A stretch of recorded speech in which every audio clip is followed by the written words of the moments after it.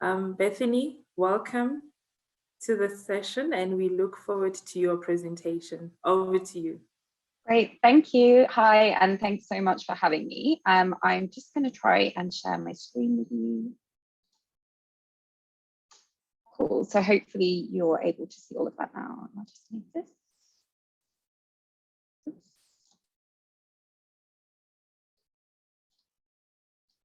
Great. Hopefully you're able to see all of that now. Yeah, so thanks for having me today. So as Ivy just said, I'm going to be talking today about how you can use social media to communicate your research. So this is an area that there is so much to talk about, and even more increasingly so. So I've tried to condense as much useful information as I could into this session, but there are probably things that you might be interested in or that you want covered that might not be in here today. We do have time for questions, and I'll also pass on my contact details at the end, just so you know who you can reach out to if you have any questions offline as well. Yeah, so what I wanted to talk about today was research communication through social more widely. So I'm going to be drawing on some of the experiences that I've had myself whilst working for a research publisher, but also a lot of what I do is working with like individual researchers or with organizations, and that's something that we do quite a lot at Taylor and Francis. So I'm going to be talking to you about the wider researcher landscape on social as well, which will hopefully be really useful for all of you. So in terms of the agenda, I'm going to give you a quick introduction to the session. I'm then going to go over some of the fundamentals of research communication more widely and why that's important. I'm then going to start talking a little bit more specifically around the networks that you can use and different social trends. And then I'll give some feedback on best practices. I will then, of course, have hopefully a good amount of time for Q&A at the end. So yeah, as Ivy said, this is me. So I've been the social media manager at TNF now for the past few years. I work specifically on the researcher services side of the business. So that's distinct to the side of the business, which is books, for example. So I work very closely with researchers and research organizations specifically on social. So that's managing our own channels, but then also supporting researchers in a number of ways.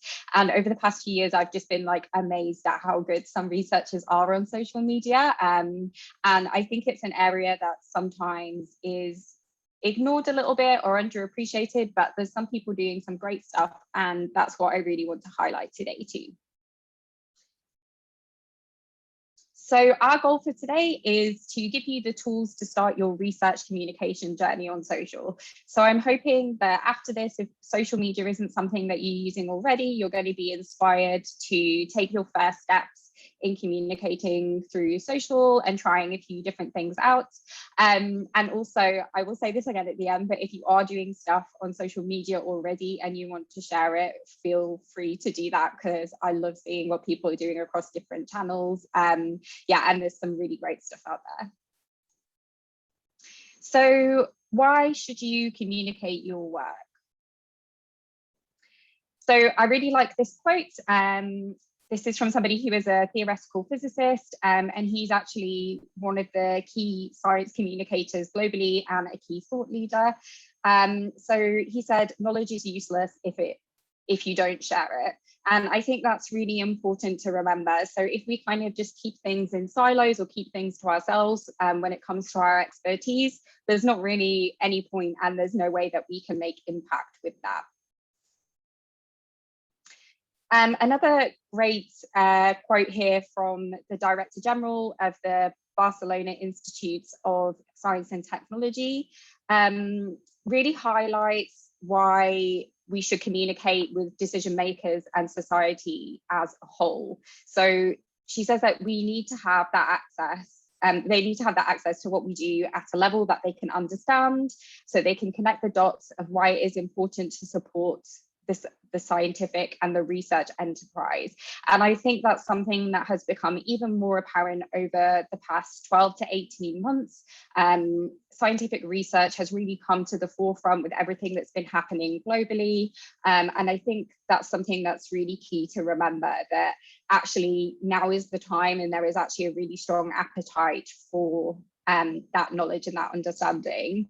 Also, I will touch on this a little bit later as well. There is a huge amount of disinformation out there online. And I think one of the things that researchers can really contribute, and those who work in the research sphere can really contribute, is sharing their knowledge and being that expert voice on those channels. So put simply, the world needs you to share your knowledge and understanding. And social media is one way that you can do this. So I'm now going to move on to other reasons why you want to communicate your research, which is that researchers, funders, and institutions are increasingly interested in the broad impact of research. And I'm going to go into this in a little bit more detail right now. But a lot of that kind of relates to the metrics that are tracked, and how that isn't just based on like the more traditional metrics like impact factor that are attached to the journals. Multiple different people in the research space are now looking at a mix of different metrics. So you might have heard this term before, and you might not. Some researchers are more familiar with it than others. But altmetrics are these additional metrics that I'm kind of talking about here. So they're qualitative data that is complementary to the traditional citation-based metrics. I'm not going to go into this into a huge amount of detail today, but the link that I've put there at the bottom, and I'll make sure that anybody can get the slides afterwards, is something that would be really important for you to look at. And that gives a lot of detail on what like the different metrics are and how they're pulled in and how they're recorded. So one of the things that altmetrics can do is they can tell you a lot about how often journal articles and other outputs, so actually the system Altmetrics, so which is slightly distinct than Altmetrics as a tracking tool. They actually track book outputs as well now. So they can give us an idea of like how often things are discussed and used around the world. And they've been incorporated in a large way into researchers' websites, institutional repositories, journal websites, and more. So at Taylor and Francis, actually, we record the altmetrics on every single one of our article pages. And actually, in my day-to-day job, like I love the altmetric stuff. It's a great way to like find researchers, find people talking about research, and just kind of, yeah, see what the trends are across like different areas, see how people talk about their work. So yeah, even in like my role, I think the altmetric stuff is really valuable. So I would always use these metrics in conjunction with others, but it's really useful for having a record of attention, a measure of dissemination, and an indication of influence and impact. So more specifically now on social, this is a question that we get quite frequently, and that is, I'm a researcher, how is social media specifically going to benefit me? And that's where I'm going to hopefully link all of this together and convince you if you are not convinced already. So social media can be really useful in a mix of different ways.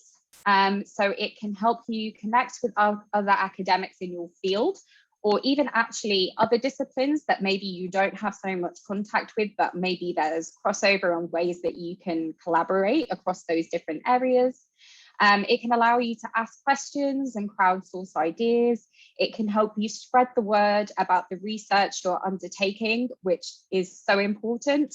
It can help you publicize your article, increase downloads, and citations in time. So I will talk about this a little bit more later, how it links to citations. And it can just increase your impact as a whole.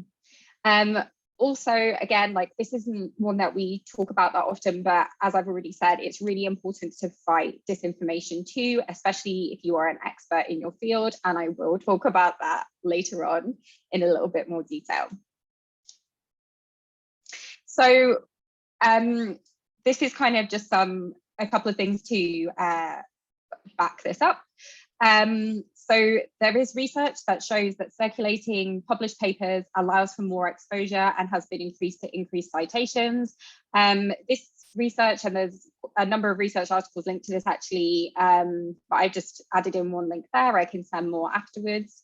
But yeah, there is a huge correlation between citations and sharing your research on social, and that's what a lot of people care about in across like the research landscape. So that's really important to know. And I really liked this tweet here from Dan. I'm sorry, the quality is not great.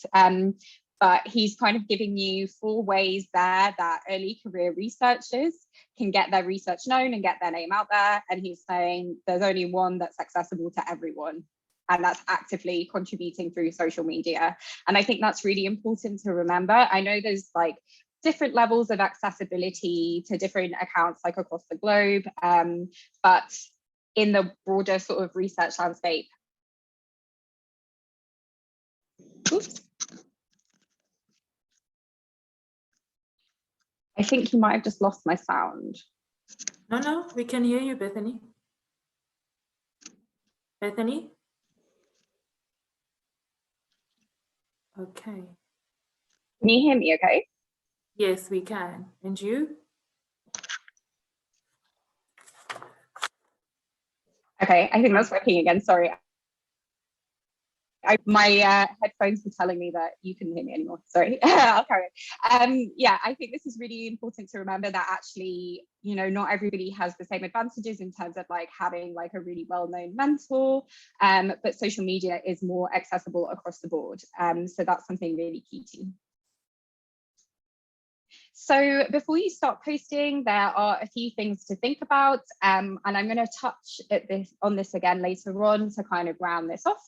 So it's really important to define who your audience is and how you want to reach them. So there are a mixture of different audiences that you might want to talk to, and I'm going to explain who might be on different platforms. So for example, you might just want to speak to other researchers, or you might want to talk to the general public, or it might be a mix of them. You might want to get your research in front of journalists, which is something that also we work on quite a lot within Taylor and Francis in the wider team that I'm part of. So thinking about that to start with is really important, and also think about why you want to reach them. So what are your initial kind of motivations for doing this work? Once you've done that, you can put some work into locating where your audience already is. So it's really important to not expect your audience to come to you. You need to go to them and participate in the spaces where they are already participating themselves. That will also really help you with like that community aspect, which is really key when it comes to social. After that, I would think about what the key messages are that you want to convey and the best method of communicating them. There's not necessarily a right answer to this, but I will provide some tips on best practice. And actually, I would say on social, try a few things out, and that's kind of one of the most fun things about it, trying out a few different things. So I would definitely encourage that. And then number 4 would be deciding how you will measure your success. So now I'm just going to give you some more information about all of these areas. So I have, when it comes to communicating your research, I've categorized the platforms in these 3 different ways. So there are some platforms that you'll be able to use, which I'm going to give an example of, which are researcher only platforms. So they're the kind of accounts that you will want to use if you only specifically want to speak to other researchers, and it's probably going to be other researchers in your area. That's absolutely fine, and sometimes that's the need and that's all you want to do. So I will give you some information about that. There are a few different ones. I'm not going to go through all of them today, but I can provide more information on that afterwards, and I've got quite a lot of links and stuff that I can share with you too. There are other platforms that are a mix of researchers and others. So if you want to do sort of community outreach or public engagement, you might want to use these channels, but you can also use them as a really good tool to communicate with other researchers and build a community that way. And then there are other platforms, especially some of the sort of newer ones on like a global level, which currently have very low research numbers, but that is some like really cool stuff happening on there, and I'll give you some good examples of that. So the first platform is ResearchGate, which a few of you might have heard of already. So it was originally a European commercial social networking site. It's specifically for scientists and researchers who share information, ask questions, and find collaborators. It's actually the largest academic social network in terms of active users. Not obviously compared to like the mainstream ones, but when it's for researchers specifically, this is the largest. Other things like Google Scholar and stuff do have more subscribers, but they have less people who are actually active in the network. And that's really important to remember, because you want to be in a space where other people are actually communicating and getting involved and stuff.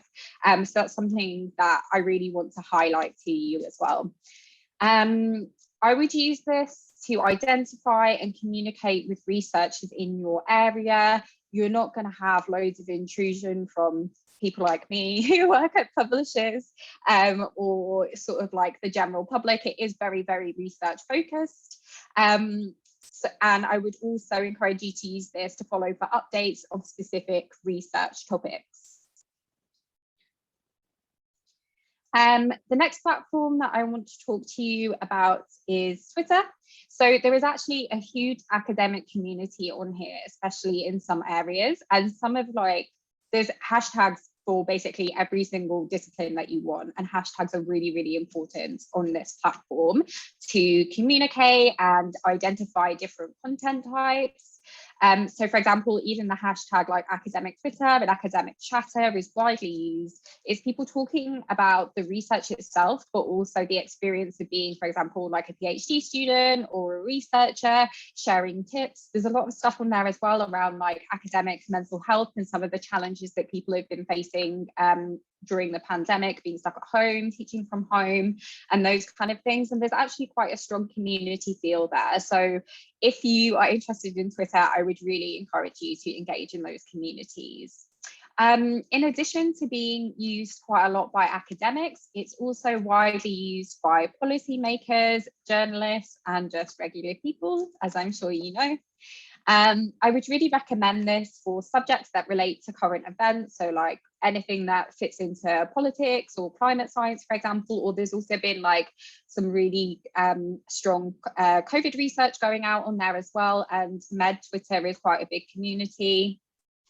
It can be good for linking up with those other researchers, following research trends, and building community, and it can also be good for that public engagement and reach. So, I mean, it's so common now to just see screenshots from Twitter or things from Twitter, or even in like news articles. And I think that's something that's really important to remember, that it is out on that public domain. One of the downsides of Twitter, of course, is that there is quite a negative side to it, that maybe there isn't so much in a closed community. But there are like some like really strong guidelines that we've got, which I will also provide a link to at the end of it if anybody has any concerns. And that's when it comes down to like if you experience sort of like harassment around your research online and those kind of things. So there are those resources available if you have any concerns about that area. The next one is Instagram. So Instagram is a channel that I think some people don't think of with research, but after like over the past few years, I've just seen this like grow and grow and grow. Especially in like the early career researcher space, and there's some really strong like STEM accounts there as well. And I'm gonna give you some examples in a little bit. I think it's great if you're comfortable sharing your research visually, and actually some research has like amazing visuals attached to it. So I think that's really good to think about. I think it's also good when it comes from like a diversity perspective, so like putting a human face on researchers and really highlighting that they're not all the same, and you know, it's not just like some old man in Oxford. Like there's such a mix of like researchers globally, and I think that's been really good to highlight that across social channels. I've also noticed a really strong community building for researchers on Instagram, and like are very supportive of each other, and that is something that I want you to hopefully take away from this as well, that there is that community aspect to it as well as like the impact aspect to it. I'd say it's good for both non-academic and academic audiences, but you would want to keep your content very accessible and easy to digest. So for example, I feel like on Twitter and on LinkedIn, you can be a bit more research focused and like pull sort of like specific text from like your research or from your abstract, but that isn't so friendly or like as well received on Instagram. And I think especially when you first start posting, you can kind of be a little bit unsure of who you're reaching. So I would bear that in mind. The next one is LinkedIn. So it has significantly developed since being a job hunting platform. Sorry, I just realized I've got a slight typo in that one. It's now a good way to share your work, engage with others in your area and within your wider institution. I think especially if you're looking for new research positions, this is a really good one to be on, but actually a lot of people are also on there just talking about their research papers or projects that they're involved in. There's also a lot of like relevant industry that are active on that platform. So if you're looking to move from like academia to industry, that could be a good one. And there are a fair amount of like active LinkedIn groups. I find the groups are a bit of a mix, like some of them aren't very well looked after and aren't super like community driven, and some are extremely community driven and really active. So it's worth like looking into relevant ones for your discipline there as well, and then that gives you the mixture of that public level like posting and social media, and also that closed platform. Of course, there are groups on like multiple different platforms as well. So for example, Facebook, and there's some like really active Facebook groups. So I'd say a lot of it is just kind of doing that work at the beginning of like identifying where your community is and who you want to reach. I would say also LinkedIn is really good to scout out others in your field and connect. So hashtags are increasingly like really important on LinkedIn. Also on LinkedIn, posts generally do really well if you share quite long form text only posts, so you don't need to do a lot of work into the media and stuff.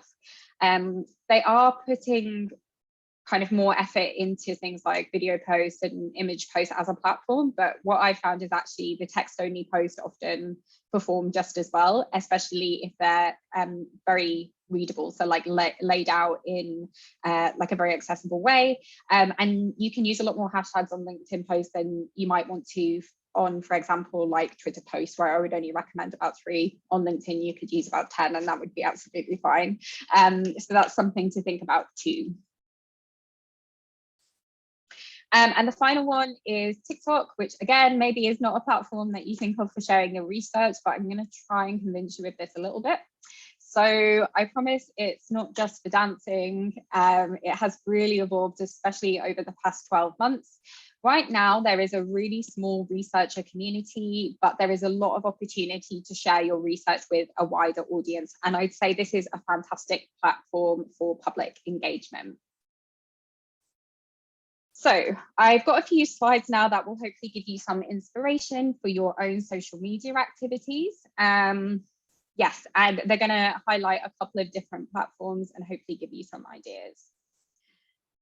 So I'm going to start with TikTok actually. So this is a couple of researchers that I've highlighted, though I'm aware of like a few more that are on there across different disciplines as well. They are both researchers who are currently working in the UK. And they've been working on the COVID vaccine development. And a couple of the things that they've been doing is like sharing information about what they do sort of like day to day in the lab, but they've also been doing a lot of work tackling misinformation. And I think that is a video on the next screen, so don't be surprised if something plays. There you go.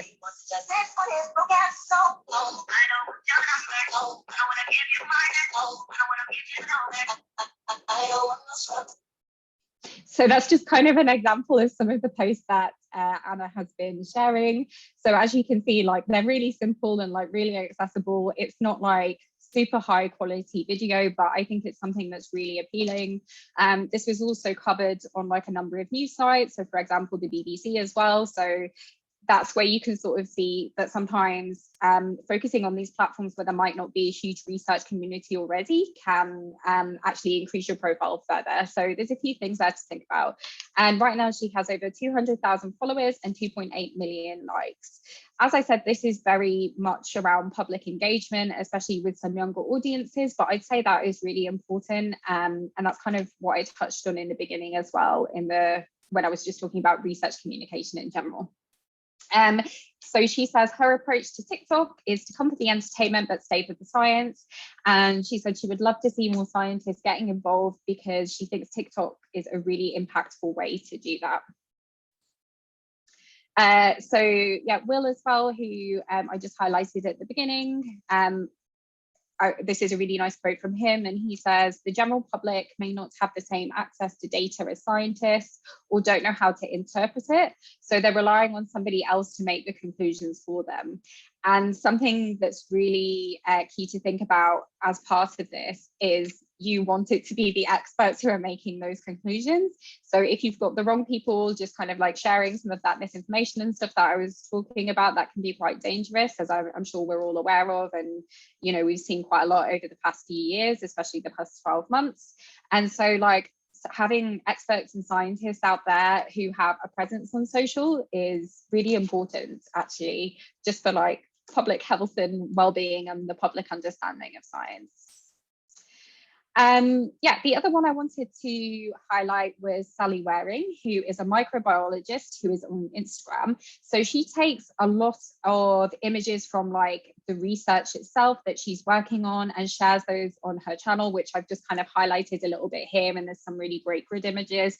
She's another one who has put like a lot of work into her channel, and then has been like picked up by various articles and stuff. I think there was an article about her in Nature, so I would go and check that out. I can send a link to that if you want as well. So that's her and her research partner who've been doing a lot of this work, and as you can see, it's going pretty well for her. She's got 47,000 followers, and it is very research focused. I've got a really nice quote from her here, especially if you're kind of struggling to think about how you might want to share your content.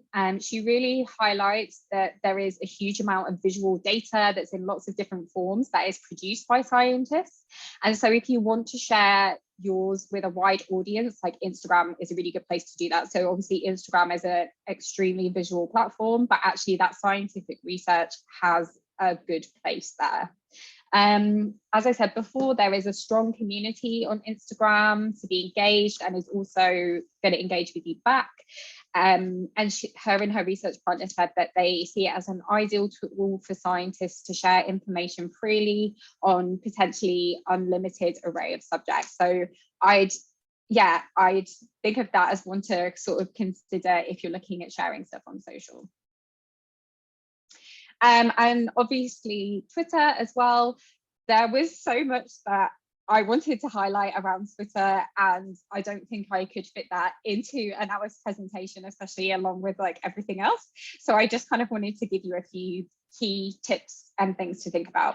So as I said, there are some like broad academic communities that are really active. So for example, academic Twitter and academic Chatter, but there are also more like subject specific ones as well across STEM. There's obviously the Med Twitter one, which covers like a lot of different areas, but it's one to look at. Yeah, I mean, there's things that even like Twitter historians and those kind of hashtags. So I would just spend a little bit of time like looking at the different communities, like searching through the hashtags, seeing what's on there. So hashtags are a great search tool to see how people are communicating their research, what people are talking about, and those kind of things. So yeah, I definitely encourage you to just like spend a little bit of time and like go through the feeds and get a bit of a sense of like who you want to talk to and how you want to communicate with them. Kind of in a similar way to LinkedIn in some ways, I find that actually simplicity is better with a lot of tweets, and that's kind of what I wanted to screenshot here as well. So you can see that this guy, Reese, this is actually in political science rather than like the hard sciences, but he had a really great article about how the CIA use Twitter, which was really interesting. And it also got picked up by Vice News. So it got quite a lot of attention. So he laid it out really nicely, but he didn't need to use any fancy visuals. He didn't need to use any like video or anything like that. He just made a really great thread highlighting the key points of his research and where you could go to read it. And actually that's something that I try to replicate on our publisher channels a lot as well, because that's how a lot of researchers communicate. It gives them the information they need and where they need to go to afterwards. And I think that's something really important to remember. Like, don't worry too much about what like big brands and those kind of people are doing on social, because they're approaching it very much more from like a marketing perspective, whereas like you're just trying to engage as a human with another human. And that's what social media is really. So a few more tips on Twitter. Yeah, as I said, find your community through hashtags. This is really important, or through following accounts. There's obviously topics as well on there that you can follow now, and they are also rolling out the voice kind of tool within that as kind of like a reaction to like the success of Clubhouse, if anybody knows what Clubhouse is. I'd say it's really important on Twitter to engage regularly. So you should actually be engaging probably more than you're posting your own stuff. That can mean anything from liking a post, sharing a post, commenting on a post, yeah, sending somebody a direct message, but that's something that's really important to think about. So it's not just that the algorithm will like you more, it's just a bit more friendly instead of just like constantly asking for things from people. Yeah, and as I said, spend time in the feeds. The most important thing about social media is being on it and using it. I actually spend like a huge amount of time just scrolling, which maybe sounds awful and makes people think of like the mindless scrolling that people do on social, but I'm doing it with kind of like an objective, because I'm really interested to see what people are saying and how they're communicating. So yes, I would spend some time doing that. This is a quote from the guy who set up Altmetrics, actually, so the founder, and I thought this was really nice just to kind of highlight the importance of it. So he was saying that your research is going to have an accidental presence on social media anyway, so people are already there tweeting about it, blogging about it, no matter what. So it is happening. There are a huge amount of active researchers on social, so take the opportunity to engage with interested audiences and yeah, be part of the conversation.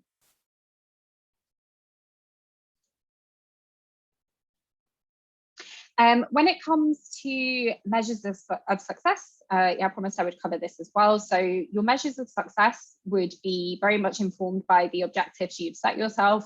This might seem really obvious, but sometimes people don't think about it. So I just thought I would highlight it in the end. And here is just like a few examples of what those measures of success might look like.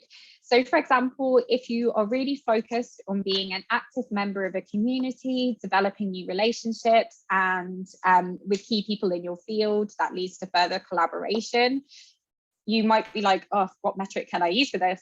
But it's actually really simple. So you might say, you know what, I want to build a strong relationship with somebody I wouldn't otherwise have contact with, or with like 3 researchers, for example, in your area that you otherwise might not have contact with. And you could do that very much on like a global level as well, rather than people just in your own institution. And that's something that can be really, yeah, really valuable to your own work. You might want your research to become widely shared and read on social media, which would result in more citations. So for example, you might want to set yourself a metric of having your article shared 40 times. That 40 times is just a number that I picked out of the air. So I wouldn't say necessarily use that 40 times. But yeah, that's just kind of an example of something like a general metric that you want to set. Or you might want to say, you know what, my last article was shared 20 times. I want to see a bit of like a percentage increase on that. So it's just a bit of an example. If you're thinking about, you know, public engagement and that disinformation angle, you might want to set yourself a goal of saying, you know, I want my video to be highly watched, and now there's a better public understanding of my research area. And for that, you might want to set something like 10K video views. So there's like a mix of different metrics. And, you know, if you come from like a research background, I'm sure you will understand that already, but I just think it's a really important point to highlight. I'm going to go on next to some best practice stuff. But as I said in the beginning, I haven't covered all platforms here, and obviously things are changing all the time. And that's something to bear in mind with social, that things are very quick and things change constantly. So sometimes there is like a bit of work to put into that. But if there is like a strong community somewhere, that will probably sustain over a long amount of time. One thing I haven't spoken too much about today is the voice only apps, which are kind of rapidly growing. So there is Clubhouse, and there is some research communities that are active on there. They've just rolled that out to Android after being sort of like iPhone exclusive for quite a long time. So it'll be interesting to see if there's more users joining after that. But as I said, things like Twitter that already have quite a strong academic community are also rolling out like very similar features. So I wonder if Clubhouse will end up dying and the other platforms just kind of like take over with their own sort of versions. I did a quick poll last week, actually. I found a lot of people were like, I don't know what the Twitter voice tools are, but other people said that they were quite interested in using it. So I'd say it's a mix there. So yes, I just wanted to give you some quick tips to round off before we move to questions. So in terms of content, I have already said this once, but I want to say it again. It's really important on social to provide an accessible summary in the main text, video, image, whatever you're using, and then link off to the full research piece. So for example, you might want to do this as a thread, or you might just have a post with like a video and then then the link off to it. I think normally like the abstract is quite a good place to start, especially if you're coming from like a research article instead of just talking about maybe your research process more generally. But yeah, make sure that it's something that people are going to be able to read quickly. So I'm sure you know from your own social media use, people skim through the feeds quite rapidly. So you want it to be something that when people see it, they're like, oh yes, this is why it's relevant and interesting to me. Again, like write for the audience you want to speak to. So you might be able to write a bit more formally, or use that more scientific writing style if you are on something like ResearchGate. But if you're on something like Instagram, as I said, try to make sure that's accessible to more of a general audience, even if you are also wanting to engage with the research audience. That's because some of the mainstream platforms, people primarily are using them for entertainment and enjoyment. And I think that's something that's really important to remember. And so they might not want to have that really sort of like strong scientific language in that post. And if you do want to work on like content creation, you can use free apps like Canva, which I'm using now actually, to help you create the media content. And also like a lot of like the apps now also have like content creation features within them.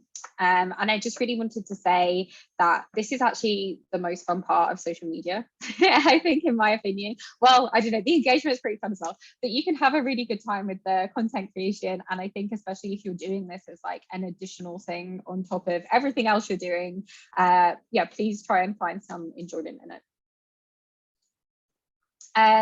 I have touched on this slightly already, but it's really important to be social. So it is called social media for a reason. And for example, you wouldn't want to walk into a bar or something and just shout at someone about your research. You'd want to have a conversation with them. And that's really important to be conversational on the platforms. This is because from maybe more of like a selfish perspective, it will kind of like help you build your profile a lot more rapidly if you're doing that, and you're doing that engagement and you're engaging with the right people. But also I just think it makes it more of like a enjoyable experience, especially if you're kind of focused on that community building. So this can be a few different things. It can just be commenting and sharing other users' posts. It can be tagging relevant users, which can also increase your reach and engagement. So especially on Twitter, I tag people in the post all the time. So it'll be like the authors of like an article I'm talking about and things. So yes, remember that. And you can also just contact relevant collaborators via direct message. I would normally make sure that there's some kind of like relationship there already. So are we following each other? Have we commented on each other's post or engaged with each other's posts in some ways before just directly reaching out? So it's a bit friendlier, because you're going into that more sort of like private social media space. But yes, I would encourage you to do all of these things. And this is a really good quote about this, which ties into science communication more widely, but I think is very much applicable to social media and what I'm talking about here.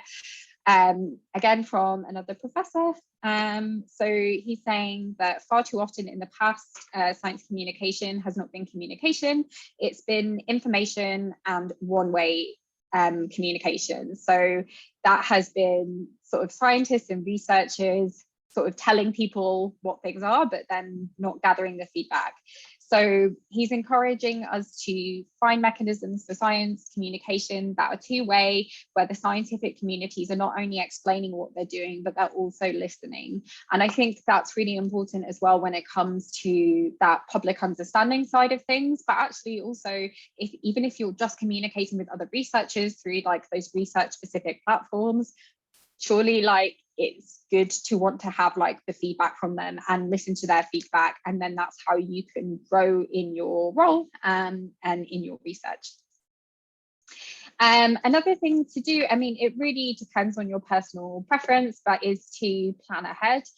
Some people do really well with managing their social channels and stuff a bit more ad hoc. It's fine. It's kind of, yeah, down to what suits you best. But you know, what I do, and I know what a lot of other people do, is that they block out time where they can to consistently work on their social channels. So it's just like that a bit more commitment. And you know, for example, you might want to just do like an hour a month, or it could be an hour a week, or it could be an hour a day, depending on how much time you want to invest in it. It's really going to differ from one person to another. And then yeah, another thing as well is to make use of the free like scheduling tools if you want to pre-schedule content. So there are things like TweetDeck and stuff which have free versions if you want to use Twitter. And then there's also, you know, Hootsuite, there's free versions of that too, and like a mix of other scheduling platforms. So I would just take a look at that. It can just save you time, and it means you don't constantly have to, you know, be on your phone or on your laptop. Yeah, the final thing, this slide isn't working. Oh, that's fine. Okay, so this slide isn't working, but the last thing I just wanted to say to you was, yeah, to try and enjoy using social media. So especially you're not doing this as like your full-time job or professionally. That makes it sound like I don't enjoy it. I do love it. I love my job. But I think when you're taking on social media as like an additional thing outside of everything else you're doing, especially researchers are so busy, and people like PhD students as well are so busy, I would encourage you to find a way to find it enjoyable and not put too much pressure on yourself. I think sometimes people take social media overly seriously, and I think especially if you're communicating really important subjects, that kind of makes sense why you would be taking a more serious approach. But yeah, try not to get too stressed about it and find the enjoyment, because it should be fun and it's a bit more light-hearted than other formats. So I just realized this is definitely in the way. So what I've also included in my slides, which you should have shared with you, is just like a bit of a quick format for a social plan if you want to put one together yourself. So it's just kind of those key headings that I spoke about at the beginning. So you could kind of map this out either on a computer, or you could kind of print it off and do it manually, whatever works for you. And it just helps you sort of think about who you're trying to reach and why, what are they, how will you get your messages across, and how are you going to measure them.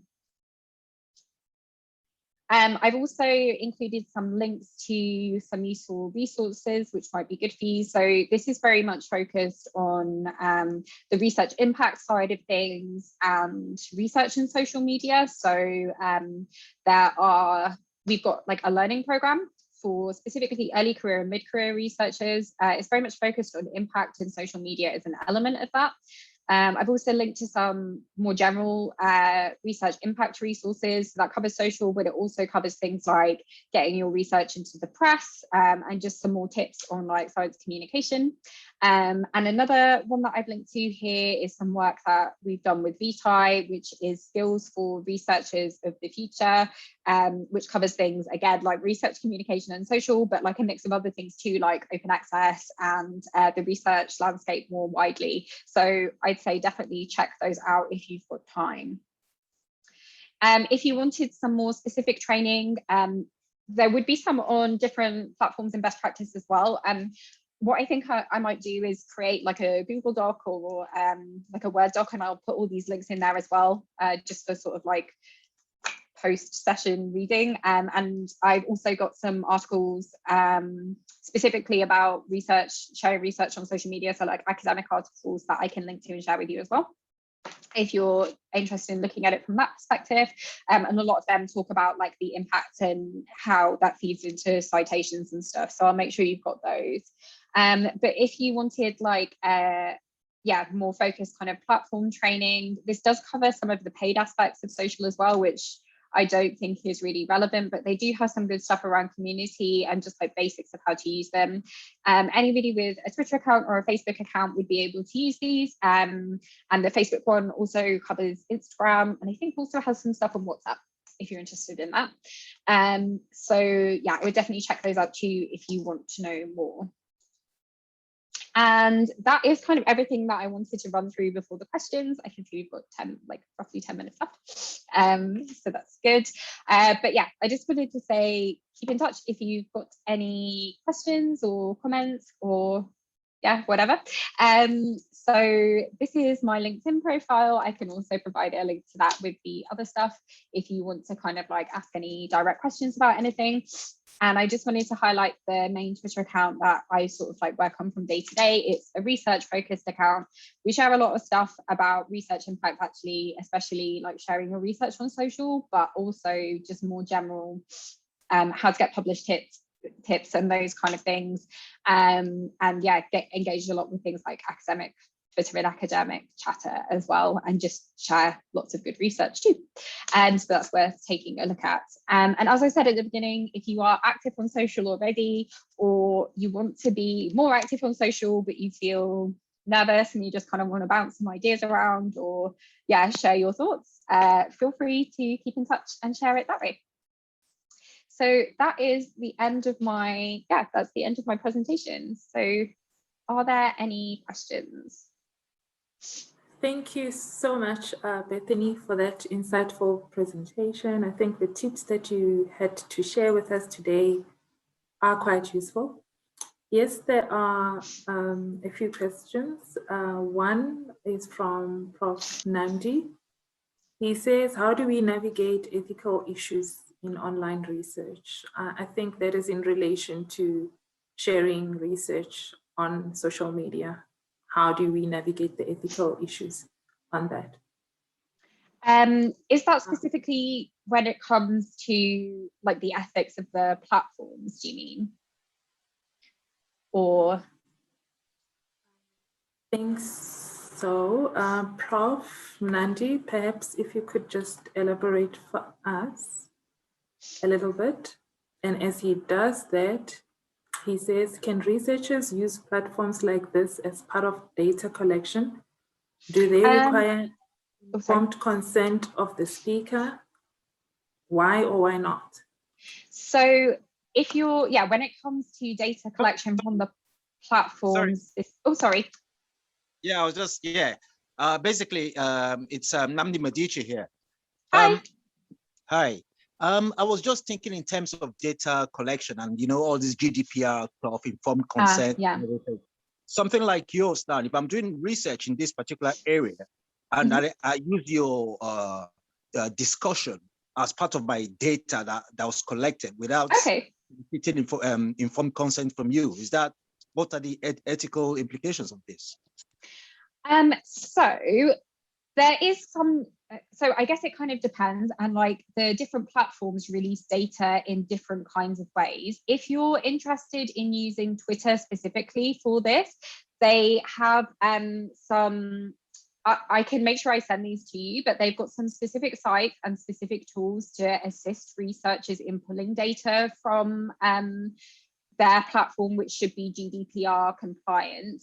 It is also worth noting that things like Twitter, obviously, which are majority public profiles, that is classed as like the public sphere, whereas things like ResearchGate or, you know, like private Facebook pages and stuff, people would consider that being private rather than public. So it's probably down to the way people use them as well. And when people kind of like opt into the terms and conditions on public profiles, it is with then understanding that those are going to be shared. So I think that kind of taps into their ethical considerations. In terms of wider data, as I said, Twitter has some like really good resources. And I think a lot of that data that you can pull would be a little bit more confidential, but it would give you a sense of like who is doing what and who is sharing what without like sharing too much personal data in terms of, you know, people's full name, people's email addresses and those kind of things, which we would consider personal data. If you're not aware of those already, I can get those links over to you because I know they've been doing a lot of work in that area. Does that help? And does that answer your question? Yeah, it does. Thanks a lot. I was just, you know, because for the past since March, how many months now? It's about 15 months now. We've been on lockdown. And many of the doctoral researchers have not been able to conduct or rather collect primary data on a face-to-face basis. So they might use any of these social media platforms, which includes webinars like this. Yeah. So that's it's just for their own benefit to know some of the implications in terms of ethical, the ethics of research and the issues surrounding informed consent. Yeah.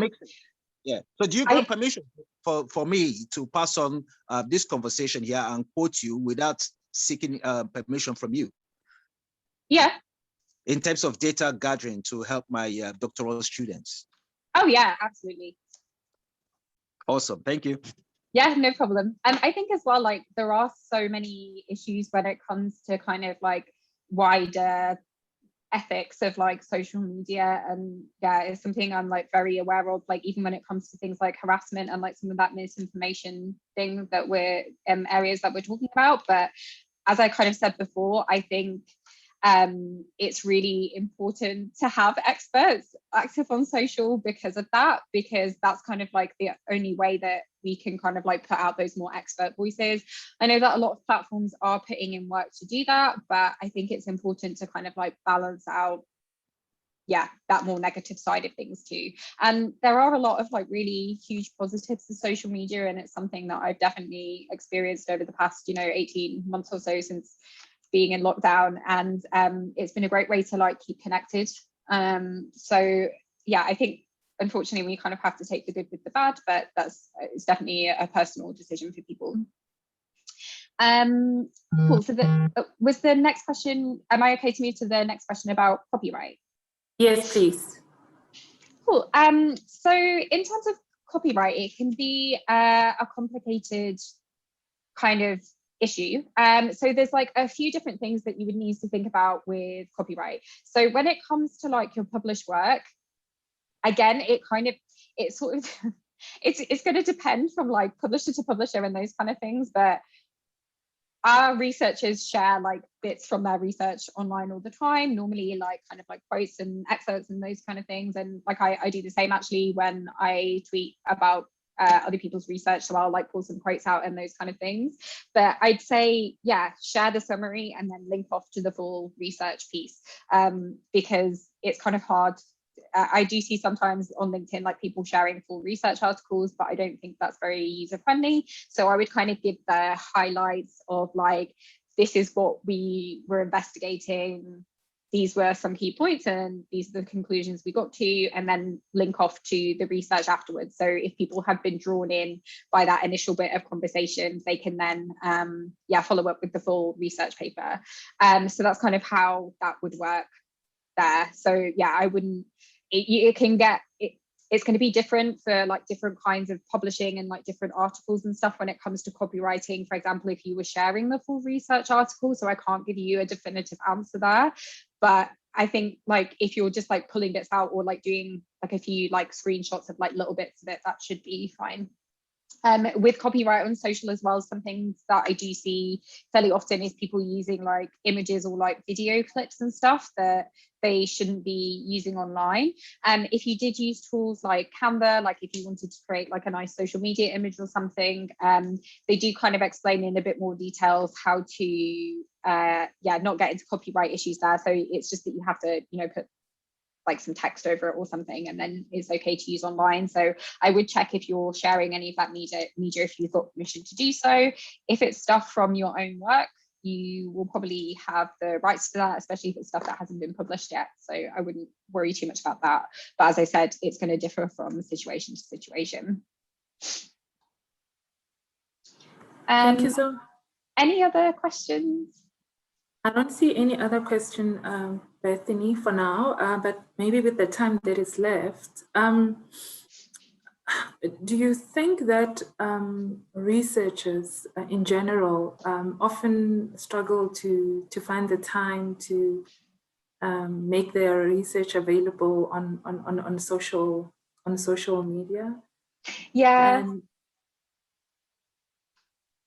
And if that is the case, would you think that it's because perhaps the focus is more, you were talking about impact factors earlier on, you think that is because the focus is more on getting, concentrating on publishing in these high impact journals, and they often struggle to strike a balance between that and sharing a bit of their research on social media as well?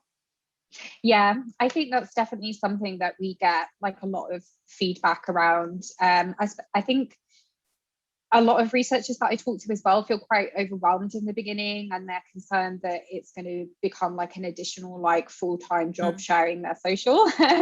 I think for some researchers who become quite obsessed, maybe with some of those people that I spoke about who were quite active on TikTok, I imagine they are spending a lot of time on that.